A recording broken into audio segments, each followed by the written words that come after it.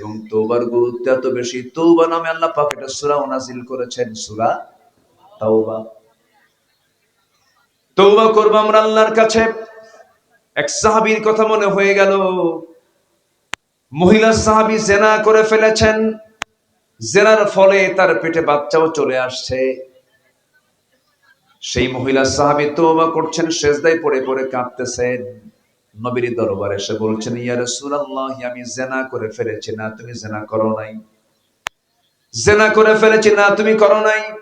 তিনটি বার বলার পরও তিনি বলছেন, না আমি জিনা করে ফেলেছি। শেষ পর্যন্ত হলো কি, রাসূল বলছেন, জিনা তো করেছো, তার ফলে সন্তান পেটে আসছে নাকি? হ্যাঁ, সন্তান পেটে চলে আসছে। তাই যদি হয়ে থাকে, তোমার উপর আইন কার্যকর করা যাবে না, যাও সন্তান ডেলিভারি হওয়ার পরে আসো। হুজুর, বাঁচবো তার গ্যারান্টি কি? রাসূল বলছেন, আমি তোমার জন্য দোয়া করছি, যাও। মহিলা চলে গেল।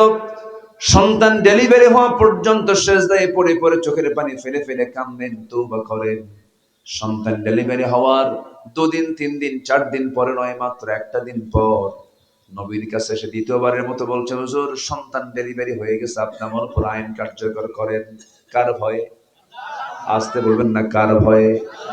আসামি ধরাও লাগে না, আসামিকে জেলখানাও দেওয়া লাগে না, আসামি নিজেই হাজির হয় বিচারকের সামনে বিচারের জন্য, একমাত্র কার ভয়ে?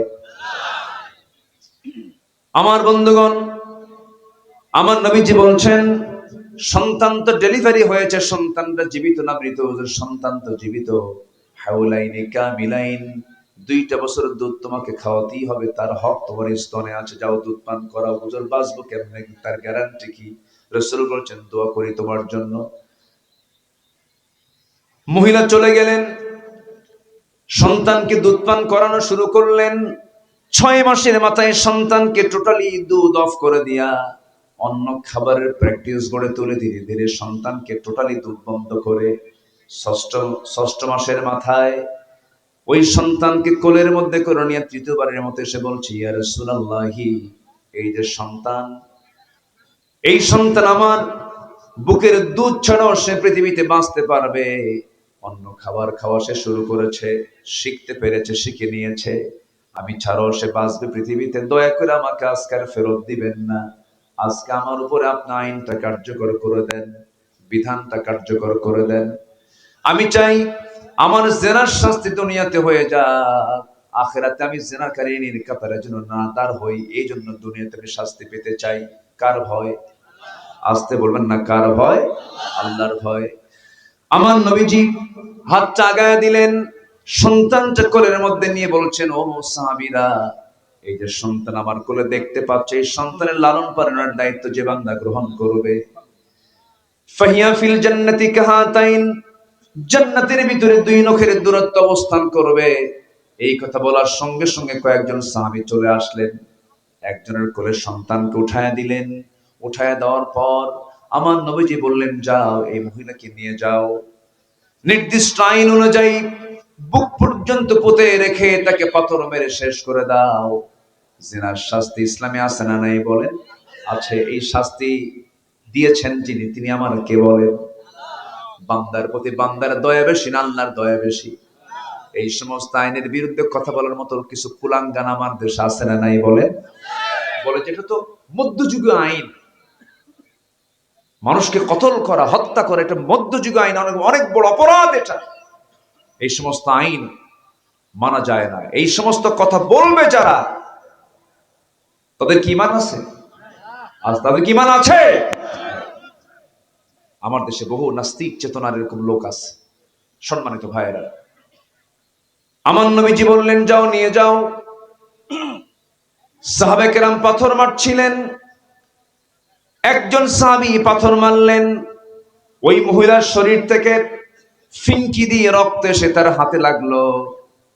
সাইয়েদনা আলী রাসূলকে এসে বলছেন, ইয়া রাসূলুল্লাহ, আমরা যখন তাকে পাথর মারছিলাম, তার শরীর থেকে কয়েক ফোঁটা নাপাক রক্ত আমার গায়ে এসে লাগলো। রাসূল বলছেন, তুমি কার রক্তকে নাপাক রক্ত বলো? তুমি কার রক্তকে তুমি নাপাক রক্ত মনে করে নাক শিকায় তোলো, নাসিকা কুঞ্চিত করো? তুমি কি জানো ওই মহিলার জীবনের শেষ সময় পর্যন্ত যে পরিমাণ তওবা করেছে, এই তওবা যদি এই মদিনার 70 জন গুনাহগারদের মাঝে যদি বন্টন করে দেওয়া হতো, প্রত্যেকের গুনাহ মাফ করে আল্লাহ রাব্বুল আলামিন 70 জনকে জান্নাত দিয়ে দিতেন। আমার নবীজি বলছেন, যা হয়েছে হয়েছে, আর কিছু বলতে যেও না, জানাজার আয়োজন করো। ওই মহিলার জানাজার দায়িত্ব আমি কারো কাঁধে চাপায়া দেব না, আমি রাসূল ওই মহিলার জানাজার দায়িত্ব আমি রাসূল নিজে নিয়ে নিলাম। জোরে বলেন সুবহানাল্লাহ। তওবার ফলাফল এমন হয়, আমরা তওবা আল্লাহর কাছে করব, চোখের পানি ফেলে ফেলে কাঁদবো, আল্লাহ অমুক রাত্রিতে, অমুক দিনের বেলা অমুক আচরণটা করেছি, অমুক ভুলটা করেছি, আল্লাহ মাফ করে দাও। জীবনে এমন জাতীয় কোনো অপকর্ম করব না। আপনার চাইতে দেরি আমার আল্লাহর মাফ করতে দেরি নাই। জোরে বলি সুবহানাল্লাহ। মাফ চাইবো কার কাছে? আল্লাহর কাছে। আমার ভাইরা, নাম্বার 2 হলো নফসকে শুদ্ধ করার জন্য সালাতের প্রতি যত্নবান হতে হবে, নামাজের প্রতি যত্নশীল হতে হবে, নামাজটা কন্টিনিউ করতে হবে। আমার কথা কি বেজার হচ্ছেন আপনারা? আপনি শুধু আমার কথা কিন্তু শুনছেন না, এই প্রযুক্তির কল্যাণে এই কথাগুলো শুনতেছে লক্ষ লক্ষ নয় কোটি কোটি মানুষ আছে। হকটা আমাকে আদায় করার সুযোগটা একটু দেন। নাম্বার 2 হলো সালাতের প্রতি যত্নশীল হওয়া। যে ব্যক্তি সালাতের প্রতি যত্নশীল হবে তার নফসটা শুদ্ধ হয়ে যাবে। দেখবেন মুসল্লি 2 প্রকার মসজিদে থাকে, কিছু মুসল্লি আছে সবার আগে যায় সবার পরে আসে, আবার কিছু মুসল্লি সবার পরে যায় সবার আগে আসে। এরকম মুসল্লি আছে না? সবচাইতে ধৈর্যহীন মুসল্লি কোনটা? সবার আগে যে সেটা নাকি? সবার পরে যায় সবার আগে আসে, সে হলো ধৈর্যহীন মুসল্লি। নামাজ যদি একটু লম্বা হয়, নামাজ শেষে হুজুরকে বলে, হুজুর সূরা কি আর বড় পার নাই খুঁজা, ধমক মারে। রুকু লম্বা হলে পরে বিরক্ত হয়ে যায়। দিনের কাজে মজলিসে মাহফিলে বসলে গায়ে চুলকানি শুরু হয়ে যায়, ছটফট করে কেমনে তাড়াতাড়ি তাড়াহুড়ো করে বের হয়ে যাব। এগুলো হচ্ছে তার নফসের সমস্যা। সালাতের প্রতি যত্নবান হতে হবে।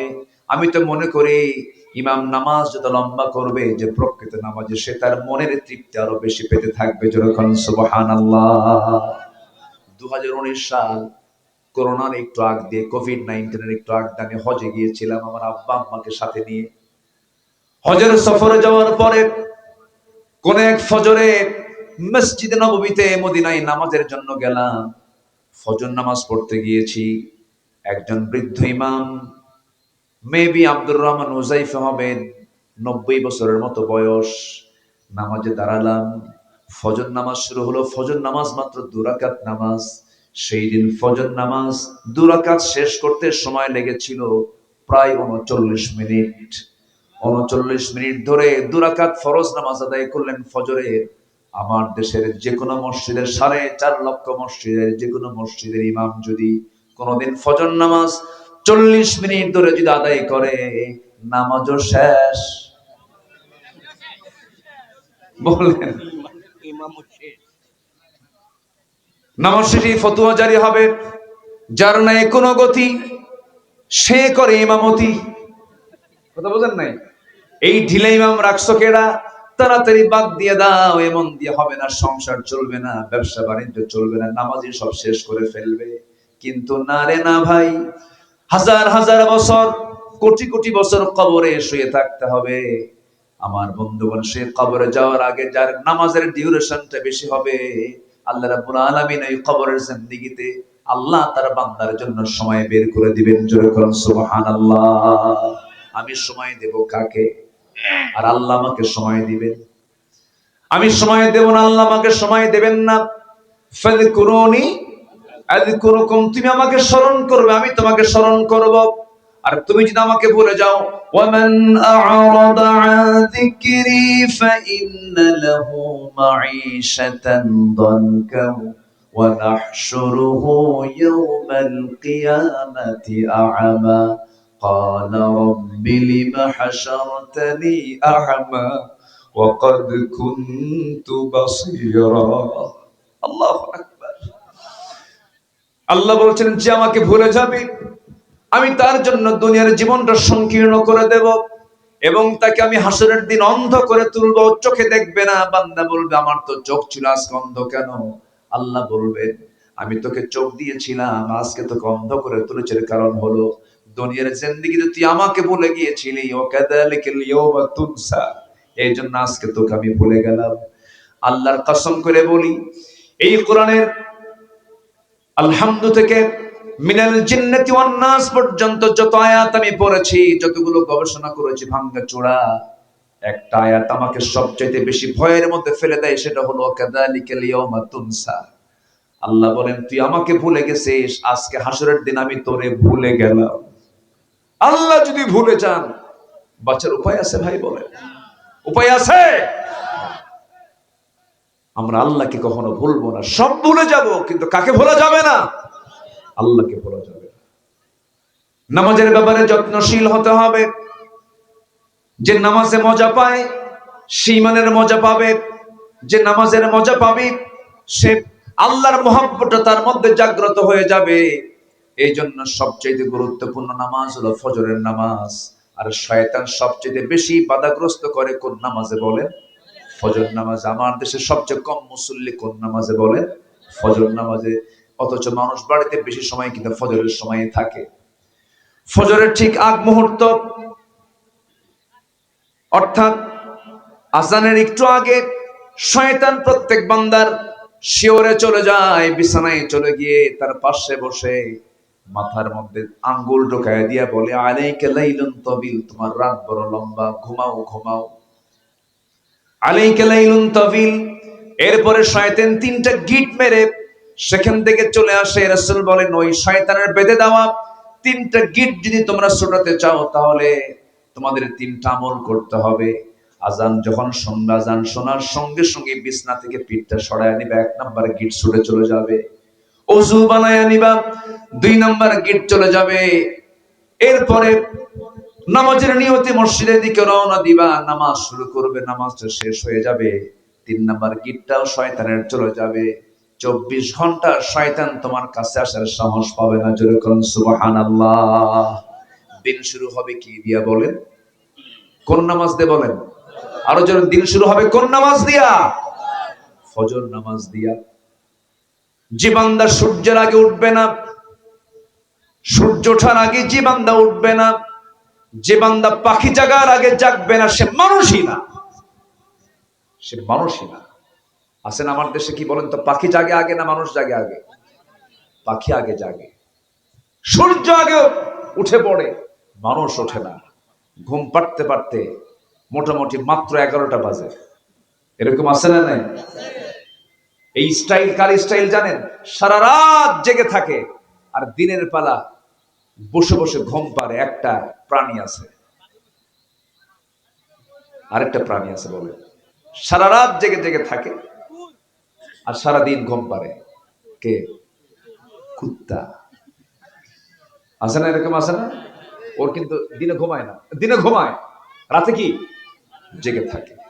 এটা এই জন্য হারাম। হারাম হওয়ার এটা একটা কারণ। আপনি হালাল প্রাণীর দিকে যান, ছাগলটার দিকে তাকান, ও রাত করবেই না, সন্ধ্যা হওয়া মাত্রই ঘরে চলে যায়।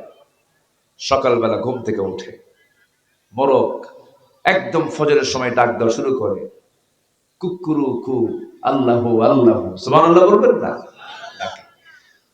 সব হালাল প্রাণী তারা আগেই, সূর্য ওঠার আগেই তারা জেগে যায়। কার জিকির করার জন্য? তখন হয়ে যাবেন পরশমণি, না? মাশাআল্লাহ। আল্লাহ পাক তুমি সবাইকে নামাজি বানাও, জোরে বলি আমিন। দুটো চলে গেল। নাম্বার 3, নফসকে শুদ্ধ করার জন্য আরেকটা উপায় হলো, যার মুখে শুধু মিথ্যা কথা আসে সে যেন রোজা রাখে। কি রাখে? রোজা রাখলে সে মিথ্যা কথা বলতে পারবে না। রোজা আছে যে রোজা নষ্ট হয়ে যাবে। নফসের শুদ্ধতা আসবে হলো নাম্বার 3, রোজা রাখার মধ্য দিয়ে। রোজা আমরা পার করলাম কয়েকদিন আগে, এখন চলছে শাওয়াল মাস, মনে হয় শেষের দিক চলে। যদি কোনো বান্দা শাওয়াল চাঁদের 6টা রোজা যদি নফল রোজা যদি পালন করতে পারে, মহান রব্বুল আলামিন একটা বছর নফল রোজার ইবাদত তার আমলনামায়, সব আল্লাহ পাক তার আমলনামায় দিয়ে দেন। জোরে করুন সুবহানাল্লাহ। আমার বন্ধুগণ, কি হয়েছে? ডান পাশে কি ঘটনা? কি গাড়ি উল্টে গেছে? তা সবাই যান। ঠিক করে দেন। তো ওঠেন কেন, বসেন। যার গাড়ি উল্টে গেছে দু একজন গেলেই তো হবে। আপনি মাহফিল উল্টায় ফেলবেন তার জন্য তো ওই দিকে এত নজর দেন কেন? আমার দিকে তাকান। নাম্বার 4 হলো আল্লাহর জিকির করা। আল্লাহ রাব্বুল আলামিন বলেন, আল্লাযীনা আমানু ওয়া তাতমাইন্নু কুলুবুহুম বিযিকরিল্লাহ আলা বিযিকরিল্লাহি তাতমাইন্নুল কুলুব। জোরে বলুন আল্লাহু আকবার। নাম্বার 5 হলো কোরআনের সাথে সম্পর্ক যারা বৃদ্ধি রাখবে, কোরআনের সঙ্গে সম্পর্ক যারা বৃদ্ধি করে ফেলবে, তাদের নফস কখনো শয়তানের দ্বারা আক্রান্ত হবে না। কারণ কোরআন তো এমন একটি কিতাবের নাম, যে ব্যক্তির হৃদয়ে কোরআন থাকে, যে ব্যক্তি কোরআন কিনের সাথে থাকে, শয়তান তার থেকে যোজন যোজন দূরে থাকে। এই জন্য কোরআন নিয়ে আমরা সর্বক্ষণ থাকবো। জোরে বলি ইনশাআল্লাহ। নাম্বার 6 হলো সেজদায় বেশি বেশি চোখের পানি ফেলে ফেলে কান্দা। সেজদার মধ্যে কান্নার জায়গা হলো সেজদার ভিতরে। আল্লাহ পাক সবচেয়ে বেশি খুশি হন বান্দা যখন সেজদার মধ্যে টাইমটা, সময়টা বেশি ক্ষেপণ করে সেজদার মধ্যে যখন ডুকরে ডুকরে কান্দে, চোখের পানি যখন জমিনে পড়ে। যখন কোনো বান্দার চোখের পানি এক ফোঁটা আল্লাহর ভয়ে ফেলতে পারে, আল্লাহ রাব্বুল আলামিন বলেন, বান্দারে 7 সমুদ্রের পানি দিয়ে জাহান্নামের একটা কিনারাও নিভবে না, কিন্তু বান্দা আমার ভয়ে যদি এক ফোঁটা চোখের পানি ফেলতে পারিস, এক ফোঁটা চোখের পানি দিয়ে 7টা জাহান্নাম আমি আল্লাহ নিভায়া দিয়া তোর জন্য আমি আল্লাহ জান্নাত বাজেট পাস করে দেব। চোখের পানি ফেলবো আমরা কার ভয়ে? আল্লাহ রাব্বুল আলামিন বলেন, ইয়াখিরুনা লিল আযকানি ওয়া ইয়াবকুন ওয়া ইয়াজিদুহুম খুশুআ। জোরে বলুন আল্লাহু আকবার। নাম্বার 7 হলো হালাল রিজিক উপার্জন করব আমরা। হালালের ভিতরে বরকত বেশি, হারামের মধ্যে কোনো আরাম নাই। বনের সম্পত্তি আপনি মেরে খেয়েছেন, 2 কোটি টাকার বনের সম্পত্তি আপনি বনকে বুঝায় না দিয়ে বনের সম্পত্তি আপনি মেরে দিয়েছেন। কিন্তু আপনি একটা কথা জেনে রেখে দিয়েন, এই যে হারাম 2 কোটি টাকা আপনার পেটের মধ্যে আপনি তুললেন, বনকে দিলেন না। আল্লাহর ক্ষমতা এমন, ক্ষমতা এমন ব্যক্তিও আছে পৃথিবীতে, চিকিৎসা করতে করতে তার সমস্ত সম্পদ শেষ। আছে না নাই? আপনি দিলেন না, আপনি হারাম খেলেন, হারামের কোন আরাম নাই। ওইদিকে আপনার পেটের মধ্যে এমন একটা অতিরিক্ত গোশত হবে, টিউমার। অতিরিক্ত গোশত কি? এমন একটা টিউমার হবে, বনের সম্পত্তি মেরে খেয়েছেন 2 কোটি, আর সামান্য টিউমারের দাম হলো 5 কোটি। আরো কয় কোটি বেশি বলেন? ওই 2 কোটি না দেওয়ার কারণে আরো 3 কোটি টাকা সব শেষ, আমও শেষ, কি কি কি সালাও শেষ। হারাম দিয়ে যেটাই করবেন সব ধুয়ে মুছে সাফ হয়ে যাবে, কিছুই থাকবে না আপনার, সব শেষ হয়ে যাবে। সালমান এফ রহমান নাপার মালিক। কিসের মালিক? ওই যে নাপা, নাপা ভ্যাকসিনকোর মালিক। নাপা মানে হলো প্যারাসিটামল। প্যারাসিটামল মানুষ চেনে না, কিন্তু কি চেনে? নাপা চেনে। এত বড় ব্র্যান্ড একটা কোম্পানি, হাজার হাজার কোটি টাকার মালিক হওয়ার পরেও শীত হয়ে পড়ে আছে কোথায়? কোথায়? পালাতে চাইছিল, দাড়ি কাটছে, পালাতে চাইছিল, পাঞ্জাবি খুলছে, পালাতে চাইছিল, পাজামা খুলে লুঙ্গি পড়ছে, গেঞ্জি পড়ছে। শেষ পর্যন্ত কোস্ট গার্ড তাকে ধরে ফেলেছে। আইন মন্ত্রীকে বলে, আইন মন্ত্রী আপনাকে চিনছি স্যার, চলেন থানায় চলেন। আমি তো একা আসি না, আমার সঙ্গে আরেকজন আসছে। কে? কই যে তাকায় দেখো, সেনা তো যায় না, কোটাই দরবেশ দেখ। আমার বন্ধুগণ, সব টাকা বিফল, হারাম, কোন আরাম নাই, সম্মান থাকবে না, ইজ্জত থাকবে না, সব শেষ হয়ে যাবে। এই জন্য আমরা, আল্লাহ পাক বলছেন, হালাল রিজিক তুমি উপার্জন করো, আমি আল্লাহ তাআলা হালাল রিজিকের জন্য তোমাকে জান্নাত আমি তোমাকে দান করব। নাম্বার 8 হলো মিথ্যাচার, গীবত বর্জন করতে হবে। মিথ্যাচার করা যাবে না, গীবত করা যাবে না। মিথ্যা বলার দিক থেকে আমার দেশের জনগণ বেশি মিথ্যা কথা বলে না, নেতারা বেশি মিথ্যা কথা বলে? বলেন বলেন বলেন। নির্বাচন আগে বললো আপনারা এই জায়গায় দিবেন, পরে কয় মানি না। আছে কিনা? আছে কিনা? আছে কিনা? এই যে প্রতারণা, এই যে মিথ্যাচারিতা, বললাম একটা করলাম আরেকটা, এটার নাম রাজনীতি না, এটার নাম হলো নোংরামি। এই সমস্ত আচরণগুলো করবে যারা, আল্লাহ বলছেন এই সমস্ত সবচেয়ে বড় রোগ হলো, এই সমস্ত রোগগুলো গীবত করা যাবে না। দেখবেন অনেক বুজুর্গ লোক আছে, নামাজ পড়ে, রোজা রাখে, হজও করেছে, যাকাতও দিয়েছে, দান সদকাও করে, হাতের মধ্যে একটা তসবিহ নিয়েই থাকে। আছে না এরকম? আছে না? এরকম করে ঝাঁকায় আবার, মানে বুঝাচ্ছে আমি জিব্রাইল নাজিল হয়েছে দুনিয়াতে। আছে কিনা বলেন? আছে। কিন্তু এত বড় বুজুর্গ হওয়ার পরেও দেখবেন চার দোকানে বসবে, বসার পরে ঘন্টার পরে ঘন্টা নিজের দোষ না খুঁজে বের করে বলবে, তুমি কি জানো অমকের বাড়ির একটা মেয়ে আছে, অমকের সাথে বের হয়ে গেছে, ও অকাম কুকাম করে বেড়ায়, এই সমস্ত কাজগুলো করে বেড়ায়, এই সমস্ত কথাগুলো হোটেলের মধ্যে বসে বসে গল্প করছে। তার কি সওয়াব হয় না গুনাহ হয়? বলেন বলেন, কি হয়? গুনাহ হয়ে যায়। এই গীবত চর্চা যারা করবে, নফস তাদের কখনো শুদ্ধ থাকবে না, নফসের পরিশুদ্ধতা আসবে না, এগুলোকে বর্জন করতে হবে। নাম্বার 9 হলো অহংকার থাকা যাবে না। একটা বিষয় লক্ষ্য রাখবেন, যখন কোনো বান্দার মধ্যে আপনি অহংকার দেখবেন, ভাববেন ওর মরার সময় এসে গেছে। একটা প্রাণী আছে, পাখা গজালে মরে যায়। কি পোকা? কি পোকা? ওই পোকা ভালোই থাকে, কোনো সমস্যা নেই, কিন্তু যখনই পাখা গজায় কিসের কাছে যায়? আগুনের কাছে চলে যায়। পাখা গজালেই সে বোঝে যেখানে গেলেই মরবে, এরপরে সে দৌড়ায় সেখানে চলে যায়। যখন দেখবেন অহংকারের পোকা যখন পাখা গজায়, একদম সোজা অহংকারের ঠেলায় মামুরি দিল্লি গিয়ে বসে থাকতে হয়। অহংকার করা যাবে না। 2041 বলা যাবে না, 2021 বলা যাবে না। এই প্রাউড গুলো করবেন যারা, অবশ্যই তারা ধ্বংসের একদম শেষ স্তরে পৌঁছে যাবেন। আত্মগরিমা করা যাবে না, আমি করছি, আমার বাপ করছে, আমার স্বামী করছে, আমার ভাই করছে, কেউ করে নাই। এরকম আছে না? এরকম আছে না? আমার বাপের দেশ, আমার বাপ স্বাধীন করছে, আমার সব। কইছে কিনা? কইছে কিনা? আত্মগরিমা এগুলো করা, এগুলো আল্লাহর দান, আল্লাহ দিয়েছেন। এবার আল্লাহর ফয়সালা শুধু আল্লাহর দিকে দিতে হবে। যে ব্যক্তি আল্লাহর জন্য হবে, আল্লাহ তার জন্য হয়ে যাবে। কি কথা ক্লিয়ার? যে ব্যক্তি বলে আমার, এগুলো আমার আমার, এটা অহংকারী। বলতে হবে এটা আল্লাহ দিয়েছেন, আলহামদুলিল্লাহ। সন্তান 4টা ছেলে আল্লাহ আমাকে দিয়েছেন, আল্লাহ আমাকে এটা করেছেন, আল্লাহ আমার এটা করেছেন, আল্লাহই সব, আল্লাহই প্রথম, আল্লাহই সবকিছু। ওই বান্দা হচ্ছে আল্লাহর কৃতজ্ঞ বান্দা। জোরে করুন সুবহানাল্লাহ। সর্বশেষ যে সাবজেক্ট নিয়ে আমার আগের মেহমান রাশিদুল ইসলাম ভালো আলোচনা করেছে, আমি যখন এসে বসি, হাজির হই, তখন উনি আলোচনায় ওঠেন। আমার অনেক ছোট, অনেক জুনিয়র আমার। তো উনি যে সাবজেক্ট নিয়ে কথা বলেছেন তাকওয়ার উপরে, এই সর্বশেষ হচ্ছে তাকওয়া অর্জন করা। অর্থাৎ তাকওয়া মানে হলো বেঁচে থাকা। কি বেঁচে থাকা?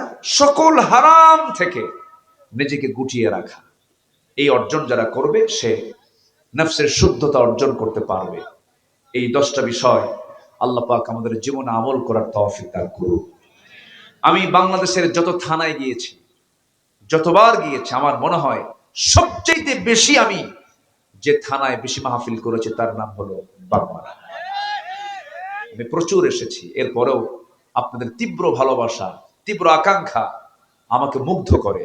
আমি খুব আনন্দিত আপনাদের এই ভালোবাসা, মুগ্ধতায়। আমি চিরকৃতজ্ঞ আপনাদের কাছে। বাগমারার মানুষ ইসলাম প্রিয়, বাগমারার মানুষ দ্বীন প্রিয়। বাগমারার মানুষের ভিতরে একটা যোগ্যতা আছে, সেটা হলো যা বলে তা করে ছাড়ে। বলি আলহামদুলিল্লাহ। মুনাফিকি ভাবটা আমি একটু কম পাই আপনাদের আচরণের ভিতরে। আমরা তো চলাফেরা করলে, মানুষের মধ্যে চলাফেরা করলে টের পাওয়া যায়। আলহামদুলিল্লাহ। আল্লাহ আপনাদেরকে দ্বীনের জন্য কবুল করুন। জোরে বলি আল্লাহুম্মা আমিন। কিছু লোক তো থাকবেই খারাপ, কিছু আবু জেহেল থাকবে না? কিছু আবু জেহেল থাকবে। খারাপ না থাকলে ভালোর মূল্যায়ন হয় না, খারাপ না থাকলে ভালোর মূল্যায়ন হয় না। এই জন্য কিছু খারাপ থাকবে, এটা স্বাভাবিক। আবু জেহেল যেখানে, রাসূলও সেখানে, ফেরাউন যেখানে, মুসাও সেখানে, নমরুদ যেখানে, ইব্রাহিম সেখানে, হাবিল যেখানে, কাবিলও সেখানে। এটাই পৃথিবীর নিয়ম। আল্লাহ তুমি বাগমারার প্রত্যেকটা ঘরকে ইসলামের দুর্গ বানায় দাও। মা বোনদেরকে দিন মেনে চলার তৌফিক দিয়ে দাও। স্বামীর অনুগত হওয়ার তৌফিক দিয়ে দাও। সমস্ত বেপরদা থেকে হেফাজত করো। সকল প্রকার অপসংস্কৃতি থেকে, সকল প্রকার ডিভাইসের আসক্তি থেকে মা বোনদেরকে, যুব সমাজকে তুমি আল্লাহ হেফাজত করো। মোবাইল দেখা, মোবাইল ব্যবহার করা জায়েজ না আছে না নাই, এরকম প্রশ্ন যদি আমাকে কেউ করে, আমি উত্তর দিই কি জানেন? মোবাইল তার জন্য ব্যবহার করা জায়েজ যে মোবাইলকে চালাতে পারবে, আর মোবাইল যাকে চালাবে ওর ব্যবহার করা জায়েজ নাই। আমার কথা কি বোঝা গেল?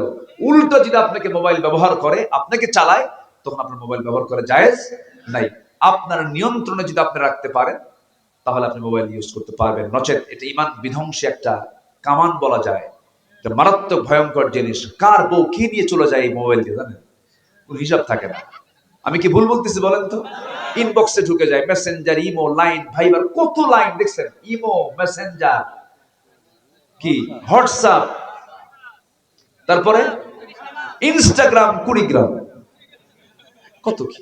তো এই সমস্ত মানে ইনবক্সে আপনি নারীকে গিয়ে যদি আপনি ইনবক্সে নক করেন, কোন নারীর ইনবক্সে নক করা মানে তার বেডরুমে ঢুকে যাওয়া, মারাত্মক অপরাধ। এগুলো থেকে বাঁচতে হবে যুবকরা।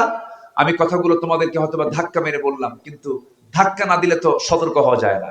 আল্লাহ তুমি সবাইকে বোঝার তৌফিক দাও, জোরে বলি আল্লাহুম্মা আমিন। জি জি, সঙ্গীত সবই হবে। একটু বসেন। আমাকে তো পড়ন্ত বেলায় উঠায় দিয়েছেন, পড়ন্ত বেলা, শেষ বেলা, একটু মাঝের বেলা উঠায় দিলে খুব ভালো হতো। মানে শেষ রাত্রে ওয়াজ করা মানে কি জানেন? পাগলির সাথে ঘর সংসার করা, বুঝলেন? এই হচ্ছে অবস্থা। এখন এই যে আমার সামনে আমি যখন আলোচনা উঠছে তখন থেকে দান আসা শুরু হয়েছে। যদি এটা শুরু করতাম, সামনে একটা লোকও পাইতাম না, সব চলে যেতাম আপনারা। কারণ আপনারা আলোচনা শুনতে এসেছেন, অনেক রাত হয়েছে। তো এটা তো একটা একটা করে যদি বলতে যার, যদি দোয়া করি প্রত্যেকের জন্য, তাহলে তো ফজরও হবে না, ফজরও পার হয়ে যাবে। এখন এটা কি করব বলেন? আচ্ছা, আপনারা দিয়েছেন তো নাকি? এখানে একটা মাদ্রাসা নির্মাণ হয়ে, মাদ্রাসা কি নতুন?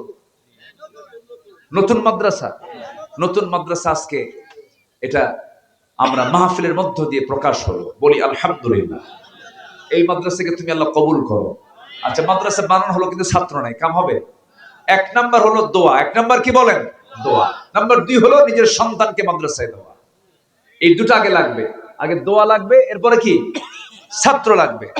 নাম্বার 3 হচ্ছে এই প্রতিষ্ঠানগুলো পরিচালনার জন্য একটু লাউ, কদু এগুলো বেচে কিছু কিছু টাকা পয়সা, আমার মাদের ডিম বেচা টাকা, মাদের তো ডিম বেচা টাকার বরকত অনেক, জানেন?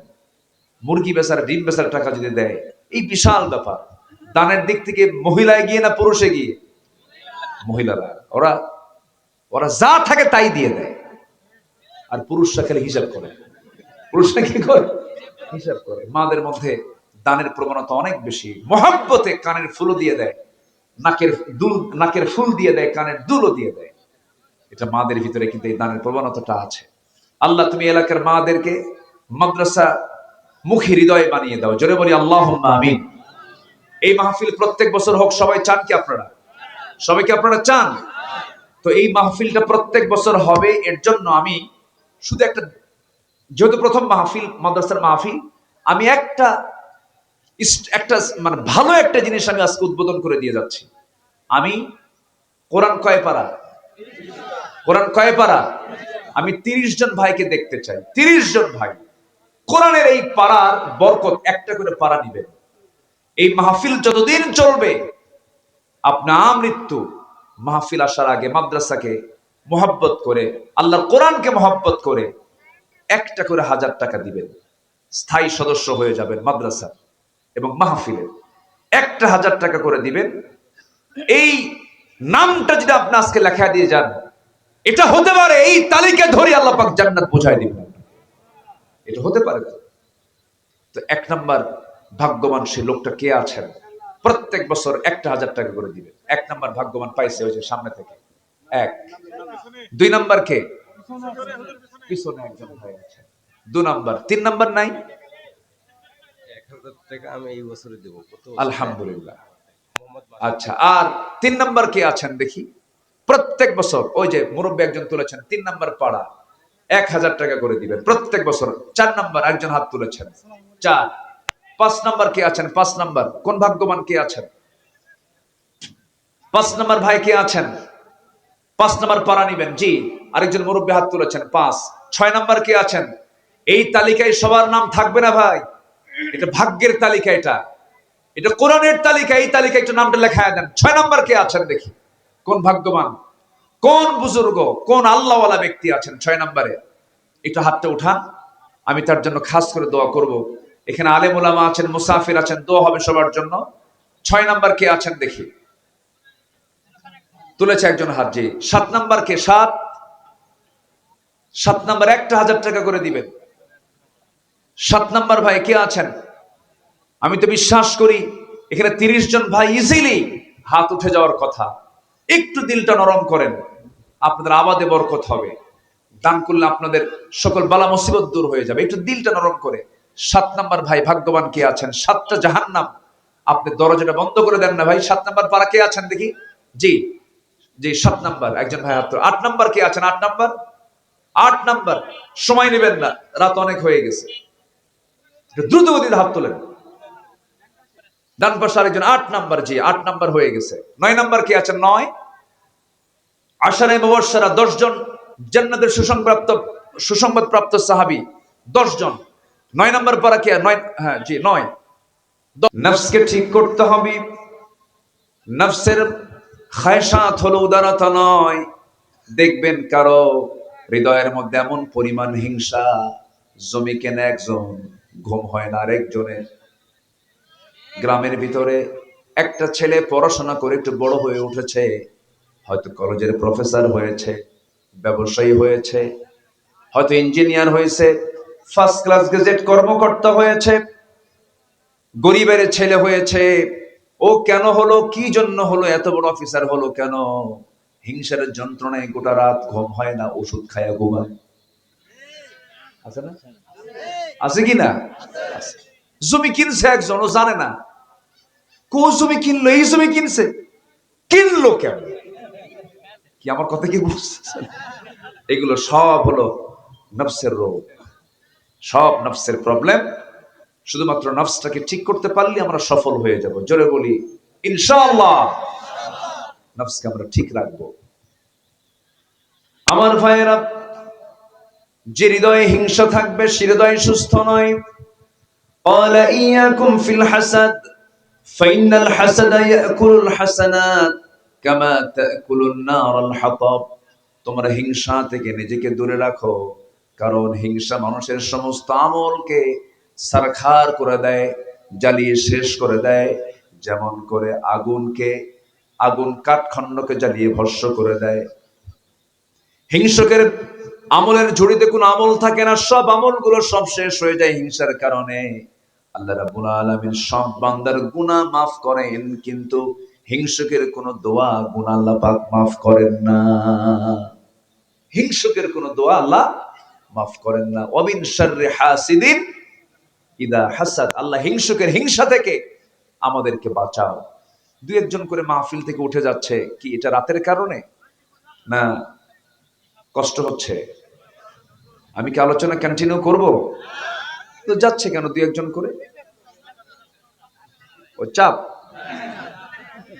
চাপ যদি হয় সমস্যা নাই, যান একটু বলে যাবেন, একটু হাতটা তুলবেন, একটু ভালো হয়। চাপ তো বহু প্রকার। আমার দেশে দরবারে বসে হঠাৎ করে মাতব্বর থাকে না, কই গেছে? চাপে গেছে। কি চাপ? ঊর্ধ্ব চাপ, বিড়ি খাওয়া চাপ। এরকম আছে না নাই বলেন তো? এটা একটা চাপ। হাই রে, বিড়ি খায় এ জাতি, ভাত বেশি খায় না বিড়ি বেশি খায়? জাতীয় খাদ্য বিড়ি হওয়া দরকার। এত বিড়ি খায়। এই বিড়ি তামাক দিয়ে তৈরি, তামাক। এই তামাকের আবাদ এলাকায় হয় না? এলাকা হয়? বেঁচে গেছে, ভালো। এই কালচারটা এলাকায় নাই। জীবনে না আসুক, দোয়া করি। কুষ্টিয়া, মেহেরপুর, রংপুর, চট্টগ্রাম, পাহাড়ি অঞ্চল, রামৌখিয়া, গর্জনী, এগুলো এলাকায় এই তামাকের ব্যাপক চাষ আছে, প্রচুর আবাদ হয়। তামাকের গাছ এর সঙ্গে আপনার কতটুকু পরিচিত আমি জানি না। তামাকের পাতাটা খুব সজীব, সবুজ, তরুতাজা, মনে হয় সাবায় আমি খাই। এত সুন্দর, এত সুন্দর পাতা। তো আমি একদিন যাচ্ছিলাম এরকম একটা তামাক গাছের পাশে দিয়া, আবাদের পাশে দিয়া, ভাবলাম যে এই পাতাগুলো এত সজীব, কোনো বেড়া নাই, কোনো গার্ড নাই, তো ছাগলগুলো তো খায়া শেষ করে দেওয়ার কথা। একজনকে বললাম, ভাই এই গাছগুলো কি গরু ছাগল খায় না? হুজুর কুত্তাও খায় না। বুঝতেছেন কথা? আচ্ছা, তাহলে তামাক এটার ক্ষতিকর দিক ছাগল বোঝে, গরু বোঝে, মহিষ বোঝে, 4 পাও বোঝে, কয় পাও বোঝে না? কয় পাও বোঝে না? অথচ অবুঝ প্রাণীরা বোঝে। যারা অবুঝ, কোন সেন্স নাই, ভালো মন্দ বিচারের ক্ষমতা নাই, ওই চতুষ্পদ জন্তু বোঝে এটা খেলে ক্ষতি আছে, খায় না। খায় কয় পাও? কি যে রাগ করতেছেন আপনারা হুজুর, কি যে দিচ্ছেন এগুলো, রাগ করতেছেন নাকি? এগুলো খায় মানুষ, অখাদ্য কুখাদ্য খায়। এটা কত বড় ক্ষতি! শুধু ক্যান্সার হসপিটালে যাবেন, ক্যান্সার হসপিটালে গেলেই টের পাবেন যে এটার ক্ষতিটা কি।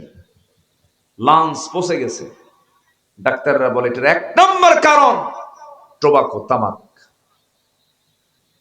পান খান আপনি, পান খেতে সমস্যা নেই, পানের রস ভালো, কিন্তু পানের সাথে আবার হাকিমপুরি রহমতুল্লাহ আলাইহি ওখানে তামাক ঢুকে, কাঁচা তামাক ঢুকে যাচ্ছে। কাঁচা মানে মানে ওটা হলো ডাইরেক্ট, আর এটা পুড়ে পুড়ে খায় মানুষ। কি যে সব কিসের রোগ?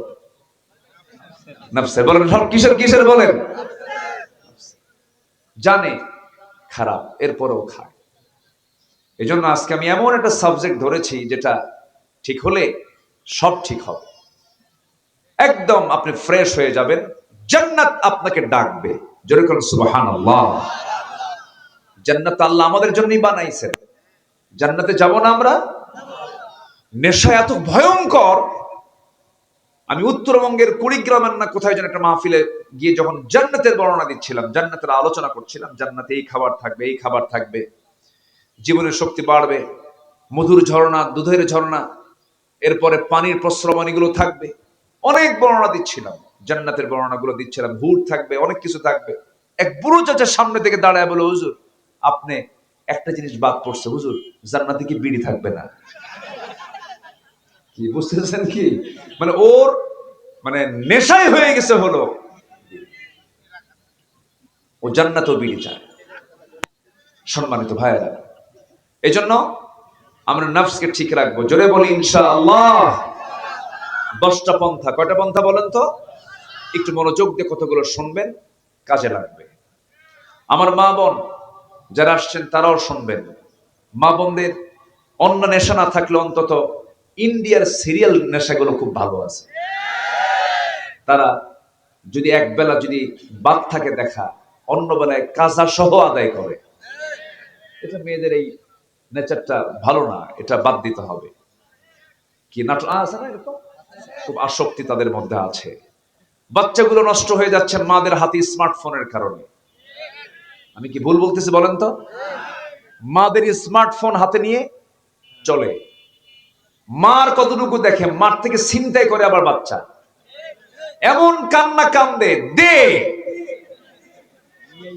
চোখ শেষ, কান শেষ, হাত শেষ, সব শেষ, ও নিজেও শেষ। এগুলো সব কিসের রোগ? বলেন বলেন কিসের? নফসের রোগ। একজন নাচানাচি করতেছে, পরনারী পরপুরুষ নাচানাচি করছে, অর্ধলগ্ন দৃশ্য সে মিডিয়ার সামনে উপস্থাপন করছে, সে গুনাহগার হয়ে গেল। কিন্তু আপনি যে দেখলেন সে অভিনয় করলো, সে এক গুনাহগার, আপনি দেখলেন সমান গুনাহগার হয়ে গেলেন। নাউযুবিল্লাহ। এই চোখের হেফাজত করতে হবে, এই কানকে হেফাজত করতে হবে, নফসকে হেফাজত করতে হবে, কুচিন্তা, কুপরামর্শ সবকিছু থেকে নিজেকে পরেজ রাখার চেষ্টা করতে হবে। এর জন্য 1 নাম্বার, নফসের শুদ্ধতার জন্য 1 নাম্বার হলো দিল থেকে খালেস হৃদয়ে তাকে তওবা করতে হবে। কি করতে হবে বলেন? তওবা করতে হবে। তওবা করার জন্য সারা জীবন আপনি প্ল্যান মাফিক আকাম কুকাম করে ভাবলেন 70 বছর বয়স যখন হবে তখন তওবা করব, তওবা করে আল্লাহর সামনে হাজির হব না। তওবার কোনো সময় সীমা নাই, তওবার কোনো বয়সের কোনো বয়স সীমা নাই। তওবা করার জন্য আমার আল্লাহ তাআলা বান্দাকে বারবার বলেছেন। আমার রাসূল বলেন, আমি রাসূল নিজে সারা দিনে 112 বেশি বার তওবা করি। জোরে বলে সুবহানাল্লাহ।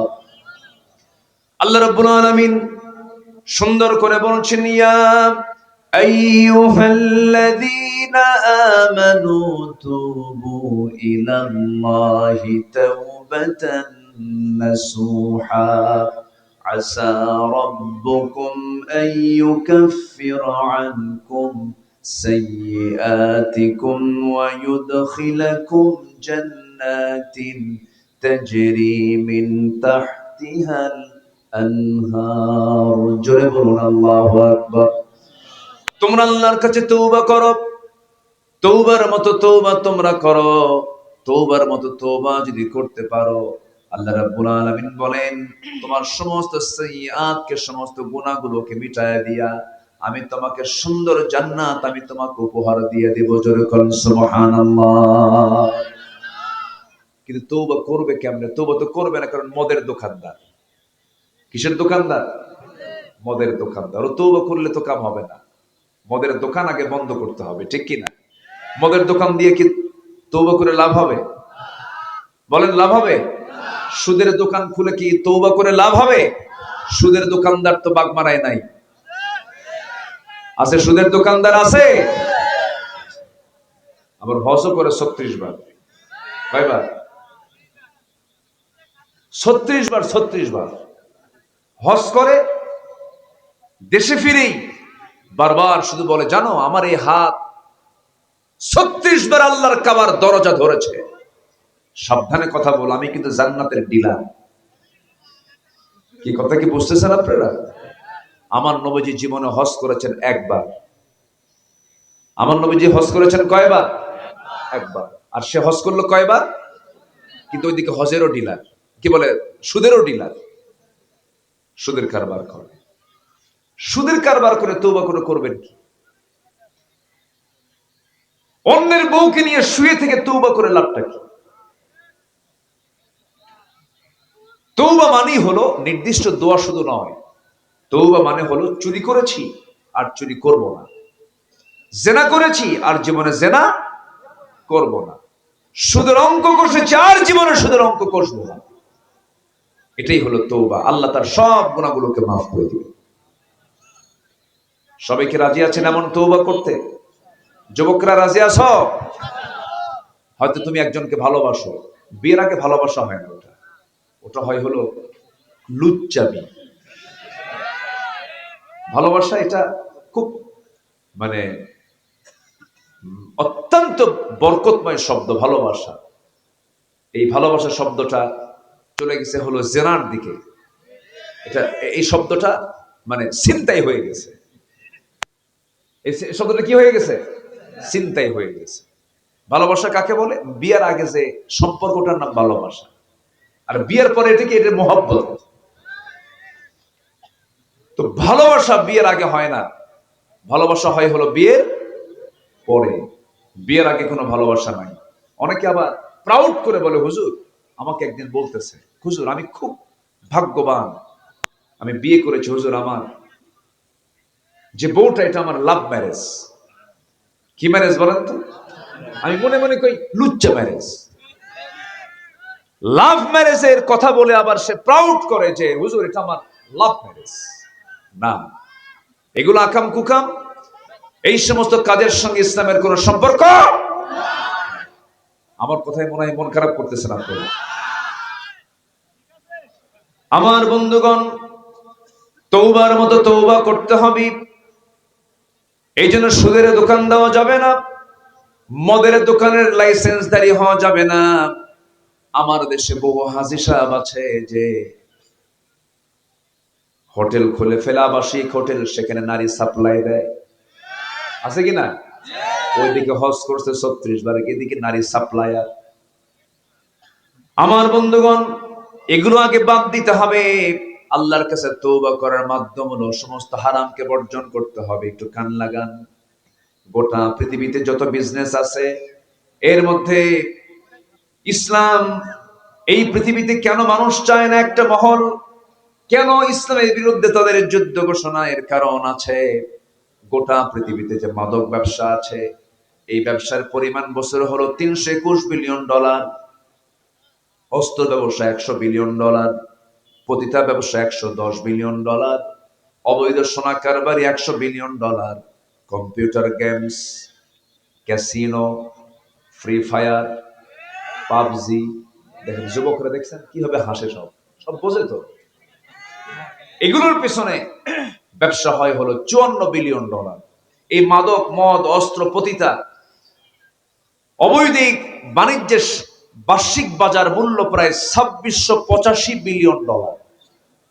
এই ব্যবসার সঙ্গে যারা জড়িত তারা কি কখনো আল্লাহর জমিনের দিন কায়েম হোক, ইসলাম কায়েম হোক করা চাবে? আমরা কি চাই?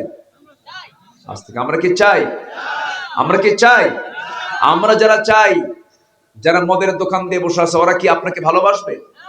ওরা আপনাকে প্রতিহত করার জন্য লাঠি নিয়ে দাঁড়া যাবে। আমরা কি চুপ মেরে থাকবো? লাঠি হাতে নেওয়াও ফরজ। আসতে কোন কেন? মুসার হাতে কি ছিল? যেরকম মুসার হাতে কি ছিল? লাঠি ছিল। প্রয়োজনে লাঠি হাতে নিতে হবে। প্রয়োজনে নবীর সুন্নাহ অবলম্বন করে বাংলাদেশের প্রত্যেকটা দুর্নীতিকে, সমস্ত হারাম পন্থাগুলোকে সমাজ থেকে মূলোৎপাটন করার জন্য রাজপথে জীবন দেওয়ার মানসিকতা নিয়ে, জানমাল দিয়ে বাতিলের মোকাবেলা করতে হবে। রাজি আছেন কারা কারা? হাত উঁচু করে দেখার মুসলমান।